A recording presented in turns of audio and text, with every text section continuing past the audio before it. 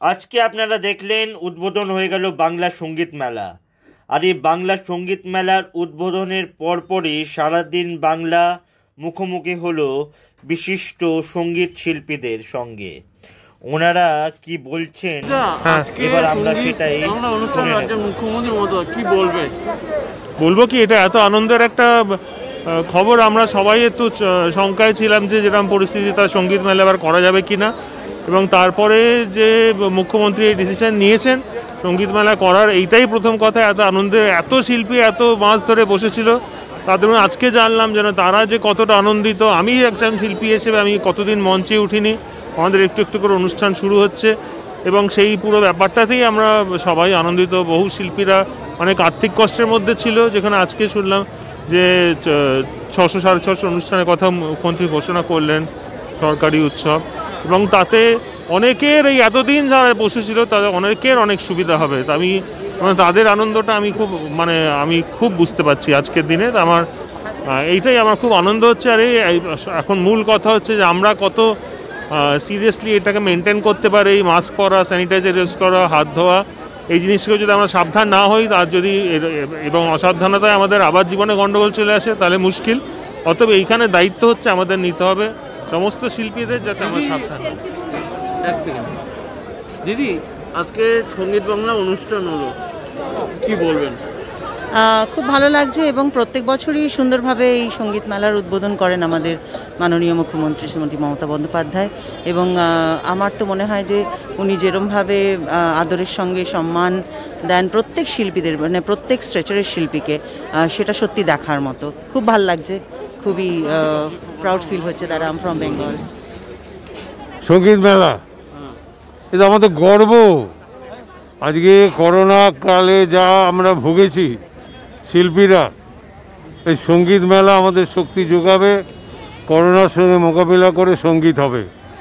আমাদের সরকারের কাছে আমরা কৃতজ্ঞ যে এই মহামারীর আকারে করোনার মধ্যেও যে সঙ্গীত মেলা হচ্ছে, হাজার হাজার ছেলে মেয়ে বসে আছে, অপেক্ষায় আছে গাইবে বলে।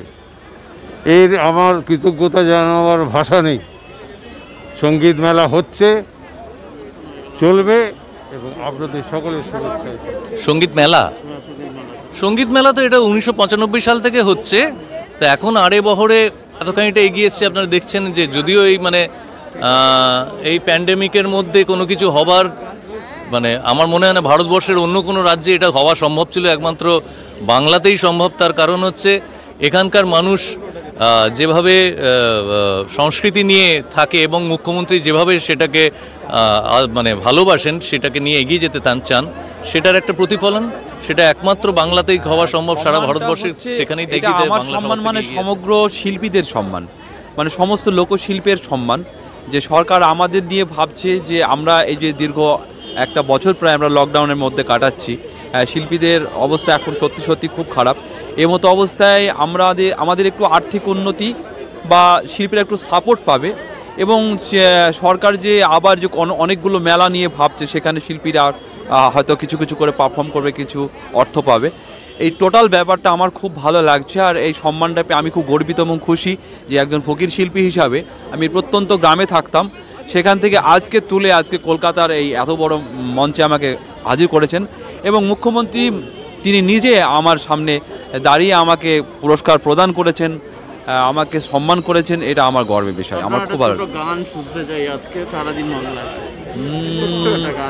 কাম গোপন প্রেম গোপন মুর্শিদ লীলা নিত্য গোপন, দেহে তোর মক্কা গোপন, দেহে তোর মক্কা গোপন, তাও হইল জানা জানি, গোপনে রয়েছেন খোদা তার চেননি, গোপনে রয়েছেন খোদা তার চেননি।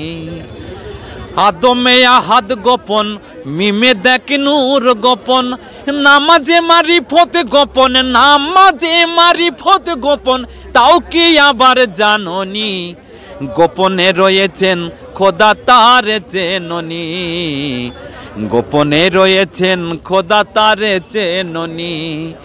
কাম গোপন প্রেম গোপন মুর্শিদ লীলা নিত্য গোপন, দেহে তোর মক্কা গোপন, দেহে তোর মক্কা গোপন তাও হইল জানা জানি, গোপনে রয়েছেন খোদা তার চেননি, গোপনে রয়েছেন খোদা তার চেননি। পুরস্কারটা পেয়ে কেমন লাগছে? খুব আনন্দ লাগছে, খুব ভালো লাগছে, কারণ এই মঞ্চে আসতে পেয়ে আমাদের খুবই আনন্দ হচ্ছে। আমরা কীর্তনিয়া এই মঞ্চে এসেছি, খুব আনন্দ হচ্ছে, মানে এত আনন্দ বলা যাবে না, এত আনন্দ।